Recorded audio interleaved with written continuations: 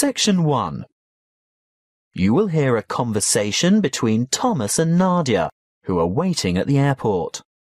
First, you have some time to look at questions 1 to 5.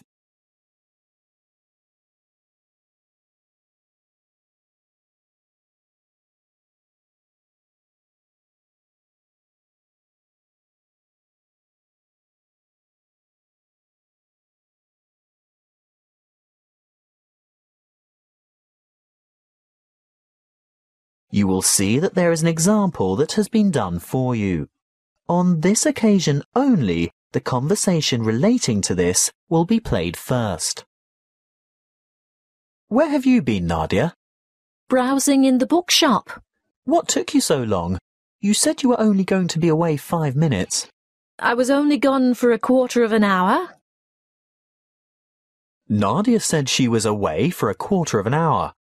So the correct answer is B, 15 minutes. Now we shall begin. You should answer the questions as you listen, because you will not hear the recording a second time. Listen carefully and answer questions 1 to 5. Where have you been, Nadia? Browsing in the bookshop. What took you so long? You said you were only going to be away 5 minutes. I was only gone for a quarter of an hour. Well, it seemed much longer than that. Did you buy anything? I was tempted to get the latest novel by Dan Brown, but it's quite heavy, and I'd have to carry it around with me. If I could have found a crossword puzzle book, I'd have bought it. But in the end, I was attracted to a front-page article in today's issue of the New York Times. Is that all you bought then? Yes. Look, why don't you read the business section while I catch up on the news, and then we can swap? I'd rather have the entertainment section. Are you looking for anything in particular? I just thought they might have a review in there of that new play that opened on Broadway yesterday. The drama about the awfully cruel pirate? Oh, I'd forgotten about that. I wonder how good it is. Actually, I was thinking of the new comedy, the one about the physician. Dr. Hunter. That's the one. Well, when I was in the bookshop, I overheard a couple talking about it, and they said it was fantastic. Not in the least bit boring. They especially liked the actor who played the main part. Very smooth, apparently. Lots of fun, then. Well, according to those two, they thought it was hilarious. Ooh, we'll have to make a point of seeing it when we get back. Definitely. We didn't have time for breakfast and I'm hungry. Do you fancy a coffee and a muffin? Sounds like a good idea.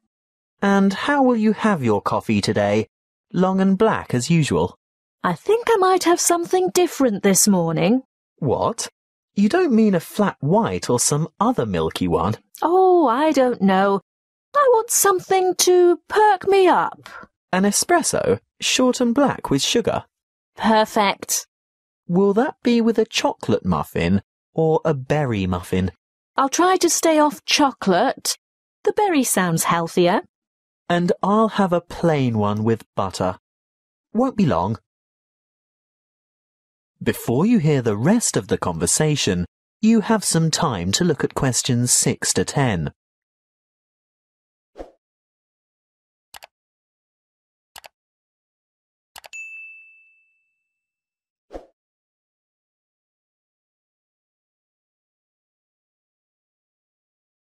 Now listen and answer questions 6 to 10. Here you are. Mind the coffee. It's really hot. Thank you. I'm really ready for this. Have you thought about what we should see when we get to London? The Tower, of course. I've always wanted to get a look at the Crown Jewels. That is where they keep the jewels, isn't it? I think so. And what about the wheel? I hear it's quite extraordinary. I'm not that keen on the wheel. Do you want to ride on it? No way. Well, let's leave it out of the itinerary then. OK, so do we do the tower first? Yes, that's the idea. And then we absolutely have to go to Westminster. Really? Yes. Look, it's not going to cost us anything. And I promised my sister I'd take photos there. Well, If you insist. I do. Oh, did you know the British Museum is free to the public? Not just residents, but tourists as well. Well, I did know that, but I was hoping we wouldn't have to spend time in any museums. We've only got 3 days in all, and it'll take at least 1 whole day to go through the museum. Well, let's say we leave it till day 3 and see how you feel then. OK, I can't argue with that. And Buckingham Palace? I suppose you've promised lots of photos of that as well, have you? Well, no, not really.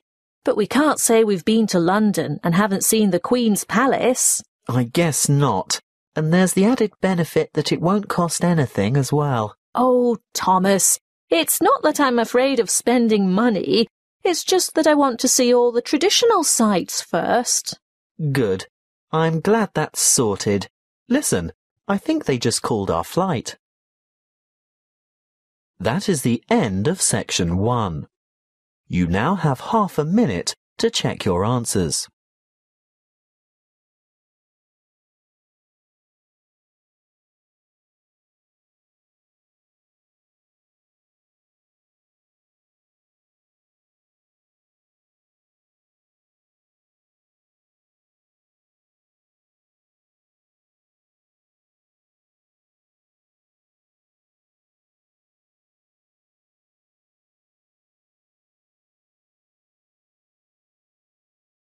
Now turn to section 2. Section 2.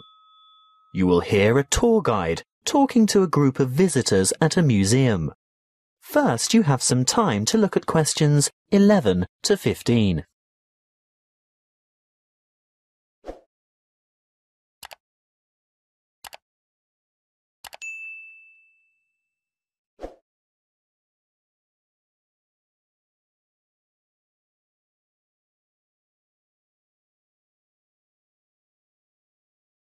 Listen carefully and answer questions 11 to 15. Welcome to the museum. Before we go inside, I'd like to remind you of 1 or 2 things. Firstly, you'll be pleased to know that admission is free to all visitors, so explore at your leisure, and if you can't take it all in today, you can come back again and again without any charge at all. Opening hours are from 10 a.m. to 5:30 p.m. most days, but the museum closes a little later on Thursday and Friday evenings. There are new multimedia guides available in 10 languages. They can be picked up from the desk in the covered courtyard for £4.50, and you can have it with you all day, from opening time in the morning until half an hour before closing. But you will need to produce ID. A passport, driver's licence or national identity card are all acceptable. These multimedia guides have audio commentary as well as images and an interactive map for easy navigation. They're simple to operate, and you will get a more detailed insight into many of the objects in the various galleries. As a security measure, apart from your camera and a purse, wallet or small handbag, your other belongings such as large bags, coats and umbrellas will have to be left at the cloakroom. Please note that the museum has recently revised the regulations for the size of bags and parcels that it will accept in its cloakrooms.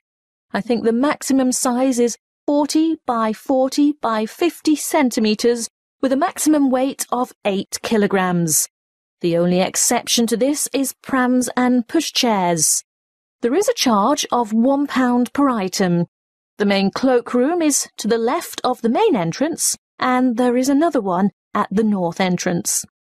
It may seem obvious, but may I remind you also that you should set your mobile phone to silent or turn it off altogether while you are in the museum, and do not carry or consume any food or drink in the exhibition halls. If you are hungry, there is an excellent restaurant where you can purchase a light lunch or a full meal. If it's just a hot beverage you want, then I can recommend taking a break at the Gallery Cafe. Before you hear the rest of the talk, You have some time to look at questions 16 to 20.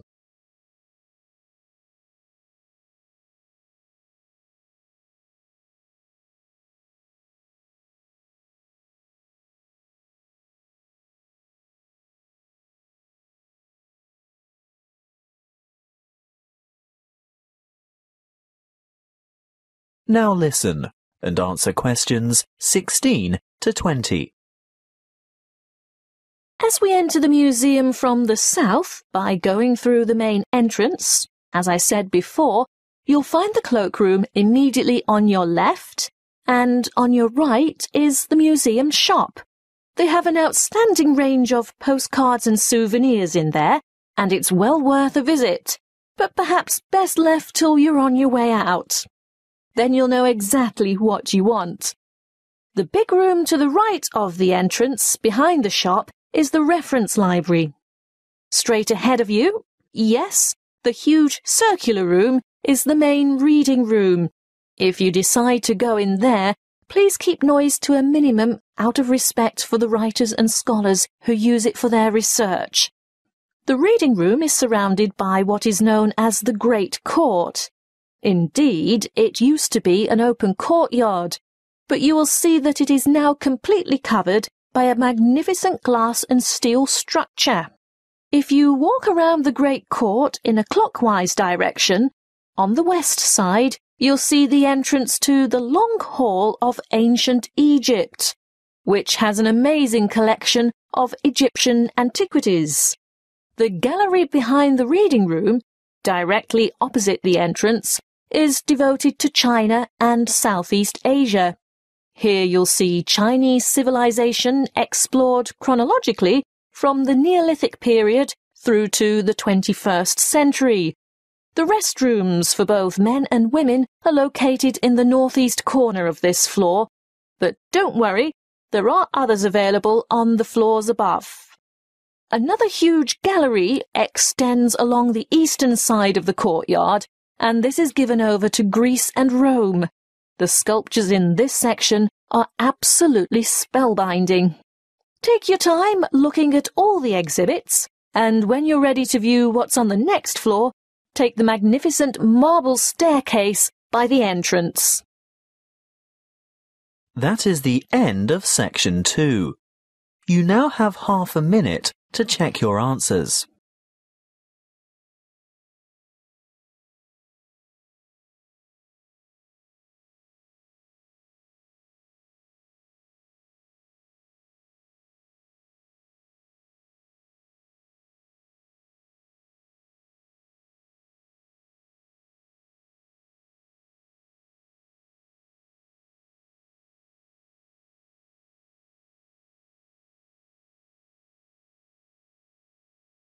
Now turn to section 3. Section 3.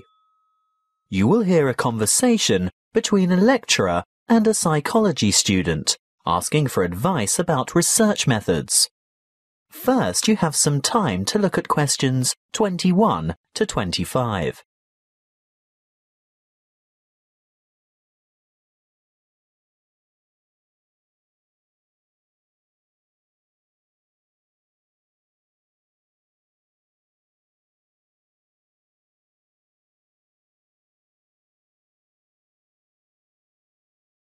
Listen carefully and answer questions 21 to 25.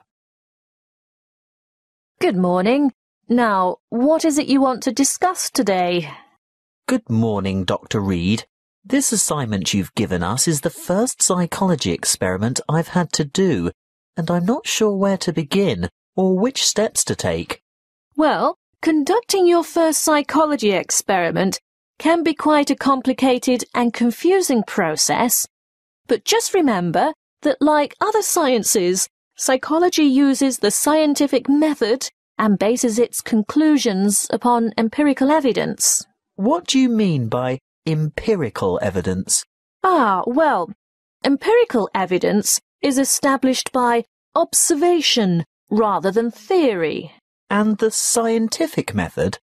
Oh, yes. When conducting an experiment, you need to follow a few basic steps. I know the first step is to come up with a research question or problem. Yes, a question that can be tested. How do I find an appropriate question? I would suggest one of 3 methods. Firstly, you can investigate a commonly held belief, or what we call folk psychology. I see. So I could examine the belief that staying up all night to study for an important exam can adversely affect test performance. That's right. In that case, you would compare the scores of students who stayed up all night with those of students who got a good night's sleep. I think I could do that. Well, alternatively, you might want to consider reviewing the literature on psychology. You know, published studies can be a good source of unanswered research questions. I'm sure you've read papers where the authors note the need for further research.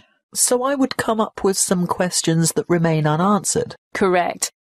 But there is a third source of ideas. Just think about everyday problems and then consider how you could investigate potential solutions. Okay. Perhaps I could study various memorization strategies to find out which are the most effective. That's the idea. Next, you need to define the variables. You know, anything that might have an effect on the outcome of your research. Yes, I remember we learnt about that last week. Yes, that's right. Then you have to develop a testable hypothesis that predicts how the variables are related. For example, students who are sleep-deprived will perform worse in an exam than students who are not sleep-deprived. Exactly.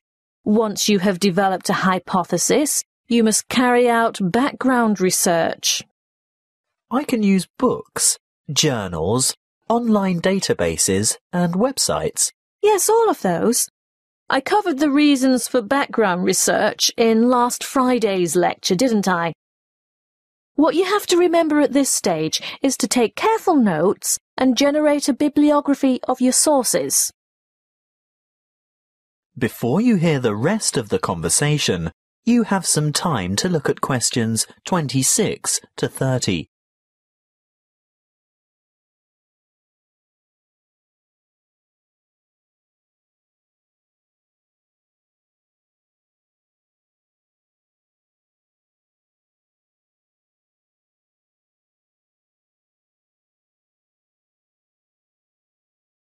Now listen and answer questions 26 to 30. OK, I've got that. Then I'm ready to develop an experimental design. Well, again, you have a choice. There are 3 basic designs, and each has its own strengths and weaknesses. The pre-experimental design does not include a control group, so there is no comparison. What we call a quasi-experimental design does incorporate a control group, but there is no randomization, whereas a true experimental design has both control groups and random assignment to groups. You've also told us about standardization of procedures. Is this where that comes in? Being sure to compare apples to apples? Absolutely. Going back to your sleep deprivation example, the same exam would have to be given to each participant in the same way at the same time, etc. Got it. When selecting subjects, you need to consider different techniques. If you were to go through with your sleep deprivation experiment, you would need to ensure that your experimental and control groups were standardized. That is, all third-year accounting students, for instance. A simple random sample involves choosing a number of participants from a group of similar people. On the other hand, a different kind of study might involve a stratified random sample, where participants are randomly chosen from different subsets of the population. You mean subsets with distinctive characteristics, like age, gender, race, socioeconomic status, and so on? Precisely. Then the next step is to actually conduct the experiment and collect the data. Then I have to analyze the data. I'll be dealing with the statistical methods for analysing data in next week's lecture. Oh, good. I guess all that's left then is to write up the data. Yes, communicating your results is important, and in the next couple of lectures, I'll be covering the format and structure of a psychology paper and tips for writing each section. Thank you, Dr. Reed. I feel much more confident in getting started now. Thank you for taking the time to see me. That is the end of section 3. You now have half a minute to check your answers.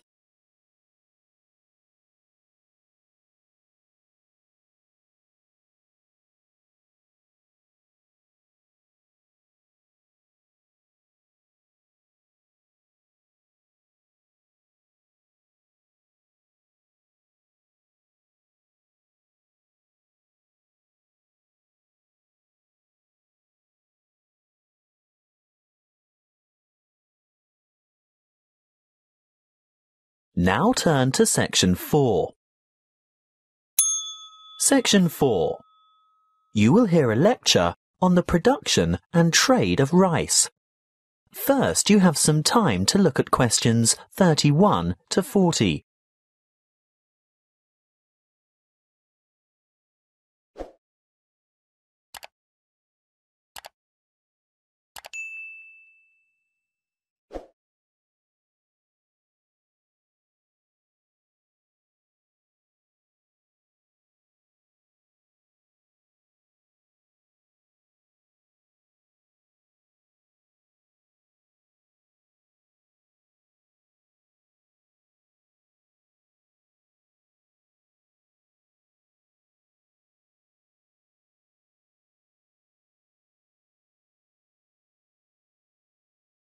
Listen carefully and answer questions 31 to 40. Good morning and welcome to our inaugural lecture on agricultural economics. Today's topic is the world's production and trade of rice. As you are all well aware, rice is the staple ingredient in the diet of much of the world's population. Its importance as a food cereal in the human diet cannot be underestimated. In fact, it's a close second to wheat. About 560 million metric tons of rice is grown each year, compared with about 600 million metric tons of wheat.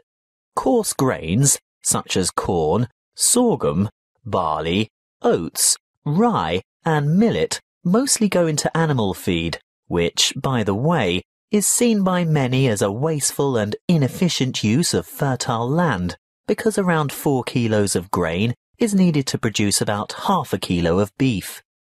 Some 900 million metric tons of coarse grains are grown annually worldwide, and a further 300 million metric tons of grain is produced for the oil in its seeds. Now, I'll return to the subject of rice production. What do we know about rice production? Well, firstly, rice produces more food energy per hectare than any other cereal grain, and almost as much protein per hectare as wheat. Secondly, the production of rice has more than doubled in the last 40 years. How has this increase in production come about? Mainly as a result of improved field yields. The actual land area planted in rice has only risen by about 30%. As you know, rice is primarily grown in flooded fields, and therefore cultivation area is restricted by the sort of soil and the availability of water.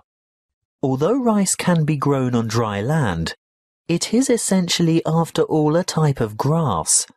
The yields and quality in this case are much lower, and other grasses and weeds can easily overtake the rice. As yet, there are no herbicides that can selectively kill other grass types without killing the rice. Much of the world's rice is still grown and cultivated by hand, because for mechanized farming, the land must be able to be drained and hold heavy equipment. Of the total rice production, it's no surprise to learn that the greatest proportion by far is grown and consumed in Asia. You will see from the chart that the leading producers of rice are China at around 39%, followed by India with a quarter of the total. Indonesia produces almost 1/10, and other countries like Bangladesh, Vietnam, Thailand, Japan and Brazil grow another 25, almost 26% of the total. As I said before, most rice is consumed in the countries where it is grown. That means that very little rice is actually traded, and for this reason, the market price is very volatile. That is the end of section 4. You now have half a minute to check your answers.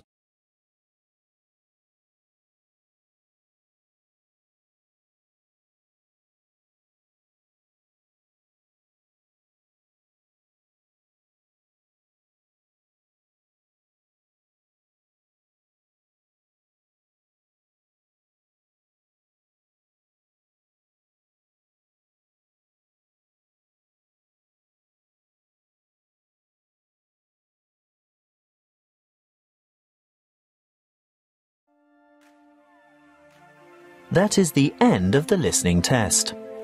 You now have 10 minutes to transfer your answers to the listening answer sheet.